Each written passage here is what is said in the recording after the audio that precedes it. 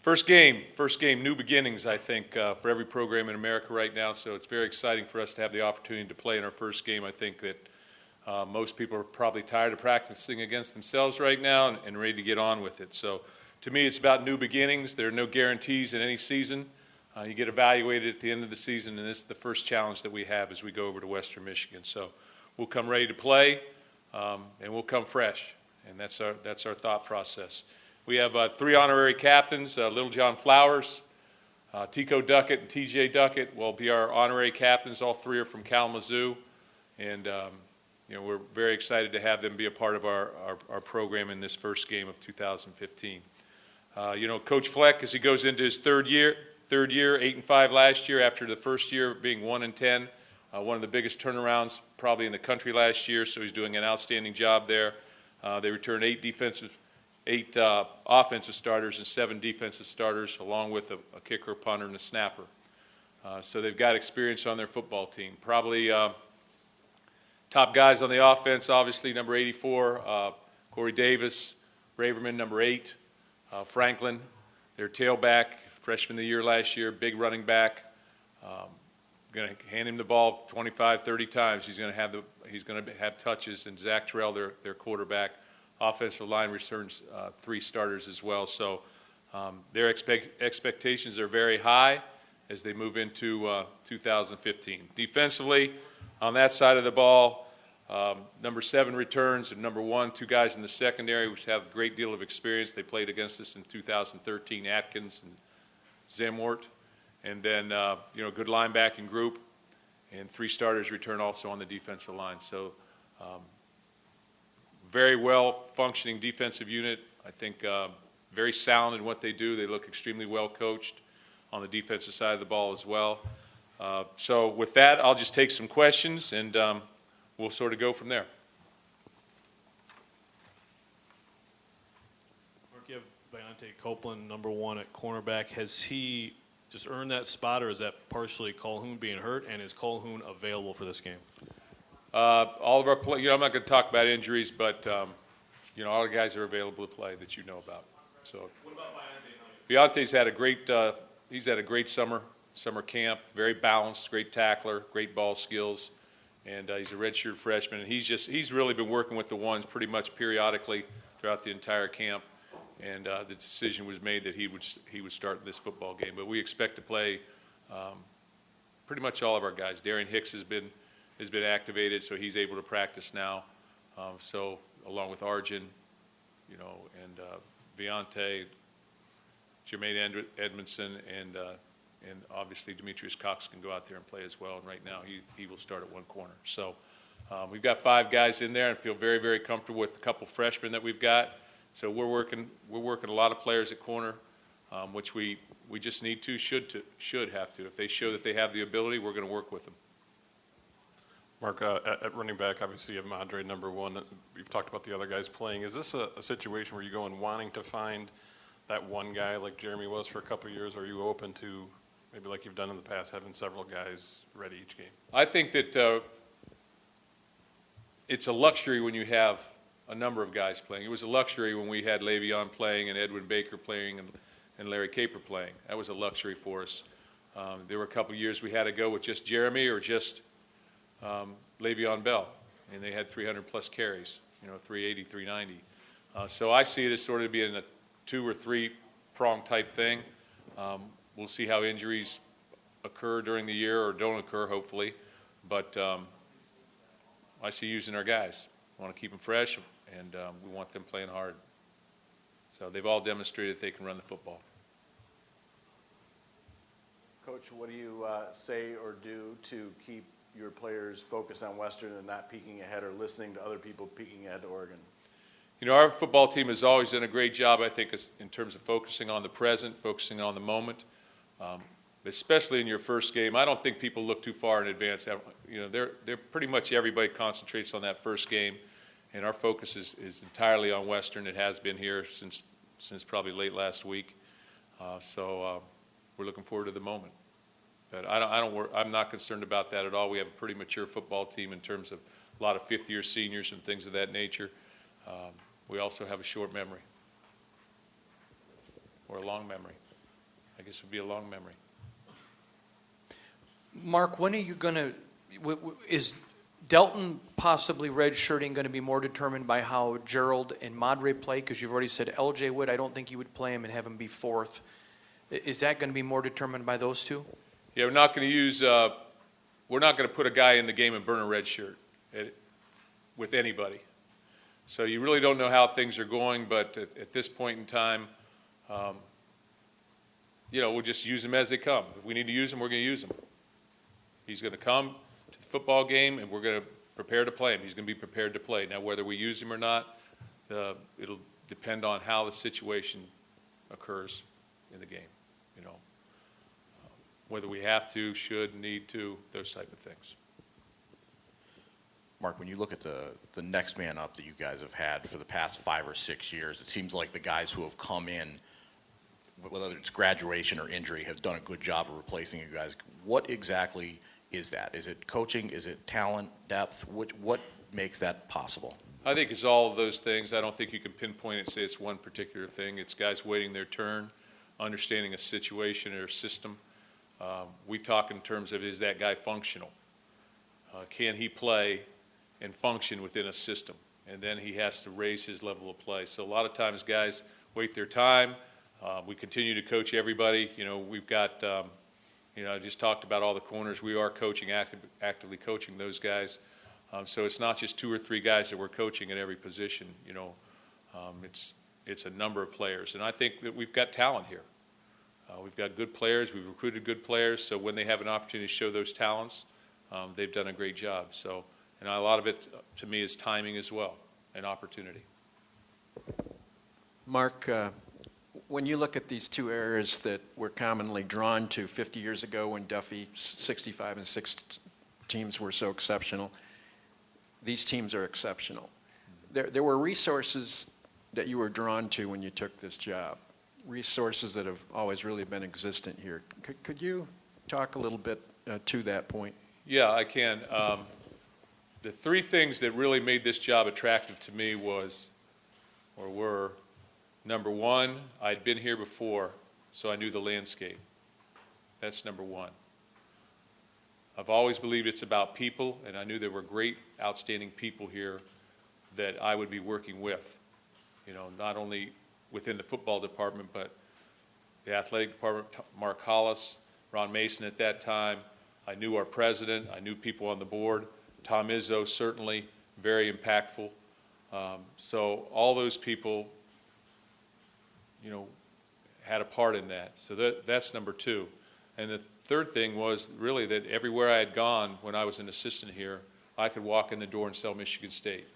You could sell Michigan State because Michigan State had been on top before. Now, it might have been a while since they were number 1 or 2 in the country, but they had had good teams under Coach Perlis.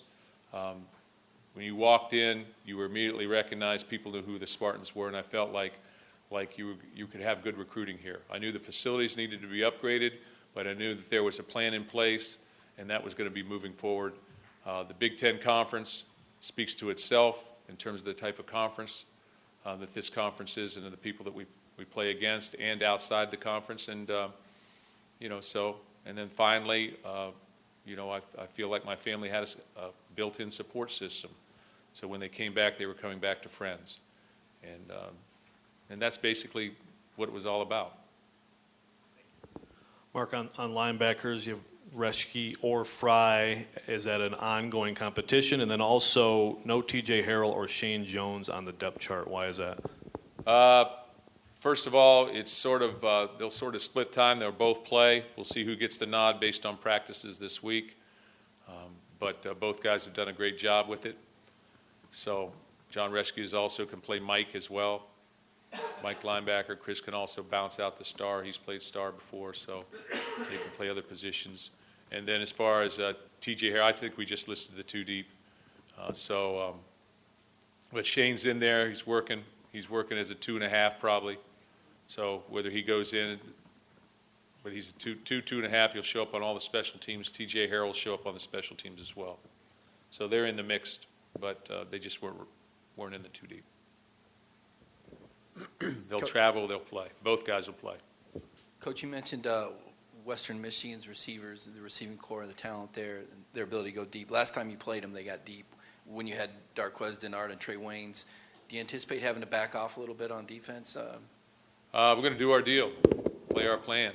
I think that's who we are. That's what we do. So it's all predicated defensively. I don't care where you're at. You better stop the run. Better, defend against the pass. Better pressure the quarterback. But there are small windows when, at times. So we just got to do what we do. But obviously we have a plan in place.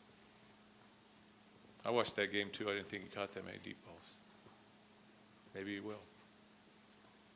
Mark, you don't do the scheduling, I don't think. No. But do you embrace these games with the Westerns, the Centrals, and the Easterns? I ask that because you make a bigger headline if you lose than if you win. So is it a everything to lose and nothing to gain kind of game, or how do you look at these these games with these in-state teams? Well, I don't look at it like that. Every game, they all count one. As Coach Perlis used to say, they all count one. But when we made the decision to do this and make it 3-for-1, with one of the times going away to play, it was because we wanted to create a community event in the state of Michigan. And it was because the economy in the state of Michigan being what it was, we could help the economy in the state of Michigan. And that's why we did it. We wanted to create a community event in Kalamazoo. We wanted to fill the hotels in that area. We wanted to bring commerce to the city of Kalamazoo rather than take this down to Florida and play someplace else, someplace. Because we were going to have to play I think we were slated to play Florida Atlantic in their new stadium at one point in time when we made this decision. So with that in mind, we're up. This is the time that we're up playing this game. We did it against Central a couple years back, and I think it did the same thing for Central. It was a community event. And I just think it's good for the state of Michigan, and that's why we've done it. And I'm not sure beyond this time. It was a one-time deal, so it's 3-for-1. Consequently, they come here 3 different times, and the payout is what it is. But it's beneficial to us, so it's a business deal as well. Mark, But we're going to just line up and play wherever they tell us to go. Zach Terrell is one of the top most efficient passers returning in all of Division I football, not to mention having some of his top returning targets. What type of pressure does that put on this young secondary? Well, he's a great quarterback. He's going to put a lot of pressure on us in terms of what he does. Their passing game is they cover all bases. They go deep, they go intermediate, they go short. There's bubble screens, et cetera. They hit all the different gamuts out there that's being done in football today, in offensive football today. So they're diverse. So we have to be able to play. They're no huddle offense, all that kind of stuff. So we have to be able to play at our best. And those are the expectations that are here defensively. And, those are the challenges that we're faced with. Mark, curious, have you coached at Waldo Stadium when you're Akron or any other place? Have I? Yeah. No. What do you feel about going to a smaller atmosphere to start the season? What that can be like for your guys' atmosphere there? To me, as long as it's packed, it's all the same. There's no difference to me. If it's packed, it's all the same. And I'm sure it'll be packed, and there'll be a lot of green there. So be exciting.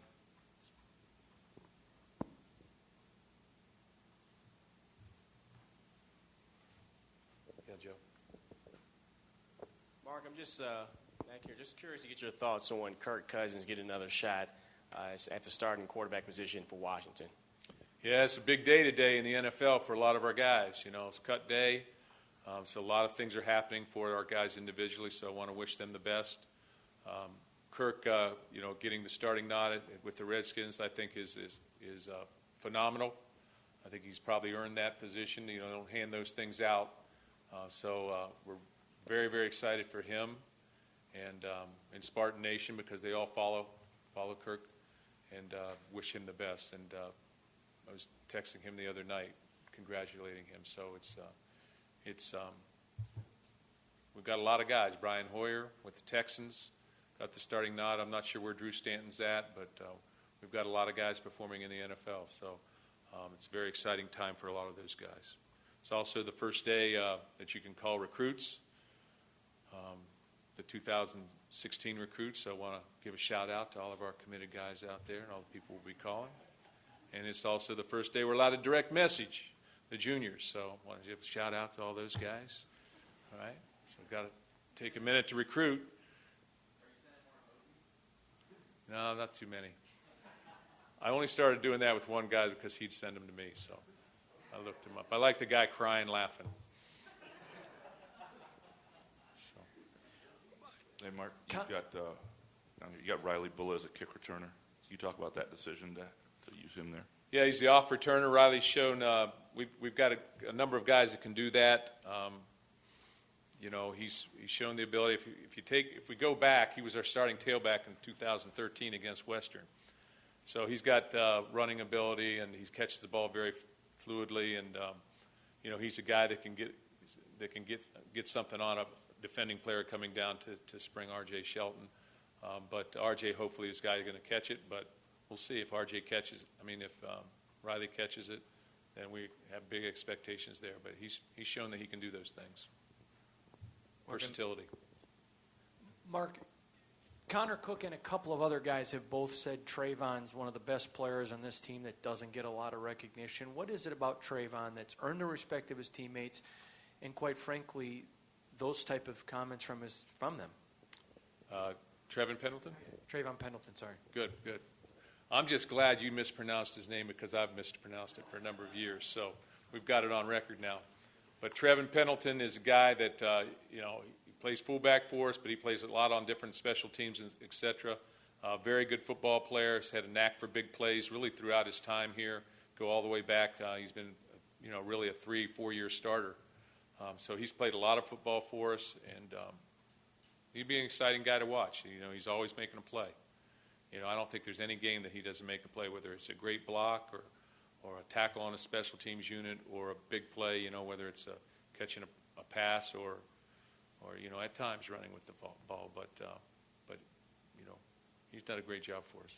And I think he does go unrecognized because, the fullback position it's a little bit of a lost art, really, for a lot of offenses right now. So, but we use him, and he's very important to our offense. Mark, I know there's always a lot of excitement going into the opener, but would you say there's maybe even a little more anticipation given the off-season you just went through? In other words, has this off-season maybe been more annoying than your typical off-season? More annoying than my typical? No. It's been good. I think our off-season has been great. Usually when you win your last football game, you have a tendency for things to go well for you during the off-season. That's what's happened the last 4 years. As far as the expectations are what, the most important expectations are the expectations that we have as a program on the inside. And there's a lot of talk, and because of our record and things of that nature the last couple of years. But we will get, as our works deserve, we'll have to move this rock, as I call it, forward on our own. And it all starts with the first game. So I think, as I said when I opened up the press conference, I think everybody at every program anywhere in this country, whether it's high school, whether it's college at any level, whether it's the NFL, I think there's a lot of excitement about the first game. And it's just everybody has a shot. And you start defining yourself as you play in that first game, you start defining yourself. And it's our thought process to do a good job here this first, probably one of the recruits. Yeah, there you go. But I think it's just exciting for everybody involved. Outside noise, can't listen to it. You have to shut it out. I think that's tough these days because we're a socially media-driven world and there's so much out there. But I think you got to be able to shut it out. You got to get with yourself and you got to get yourself ready to play because games, and I've said this before, games are won and lost on the field and what you do on the field or what you do on the sidelines and adjustments and decisions that are made there.